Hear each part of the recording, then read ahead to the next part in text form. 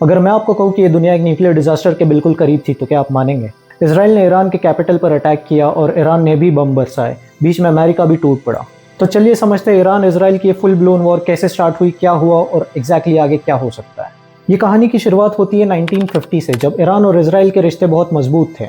Iran Israel को तेल provide करता था और इसराइल ईरान को मिलिट्री सपोर्ट। कहानी को समझने के लिए चलो मैप्स की तरफ देखते हैं। मिडिल ईस्ट में most of the Islamic states हैं, वhereas इसराइल एक नॉन इस्लामिक स्टेट है जो जूइज्म को फॉलो करता है। इसराइल के अमेरिका के साथ गुड रिलेशंस थे एंड प्रो वेस्टर्न आइडियोलॉजी को वो फॉलो कर रहे थे एंड वही चीज़ फॉलो होने लगी थी ईरान में। बट एक इंसान था जो इन चीज़ों के खिलाफ था, उसका नाम था कोहिमीनी। बट उस टाइम पर ईरान में शाह का राज चल रहा था।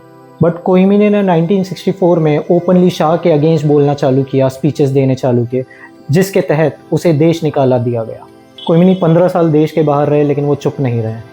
उन्होंने कैसेट्स और रेडियो के ज़रिए अपनी आवाज़ ईरान की जनता तक पहुंचाना चालू रखा, जिसमें वो कहते थे इजराइल पैलेस्टीन के खिलाफ है, वो मुस्लिमों पर अत्याचार करता है। और अपनी इसी स्पीच के तहत वो अपनी जनता को भड़काने लगे इजराइल के खिलाफ। और 1979 में जब वो दोबारा वापस आए ईरान में, उन्होंने तख्ता पलट दिया। उन्होंने शाह को ओवरटेक किया और उन्हें पोजीशन दी गई अयातुल्ला की। ये पोजीशन दी जाती है इस्लामिक हाई स्कॉलर्स को। पावर में आने के बाद कोहिमीनी ने इजराइल को एक नाजायज़ देश डिक्लेयर कर दिया। उन्होंने इजराइल के साथ बने हुए सारे टाइप्स को तोड़ दिया और यहाँ से शुरुआत होती है ईरान इजराइल के कॉन्फ्लिक्ट की। बट कहानी में एक ट्विस्ट आता है। 1980 में ईरान और इराक के बीच में एक वॉर छिड़ जाती है, जिसमें इजराइल सपोर्ट करता है ईरान को, प्रोवाइडिंग मिलिट्री सपोर्ट। तो ईरान ऐसा क्यों करता है, जानने के लिए देखिए मेरा अगला शॉट।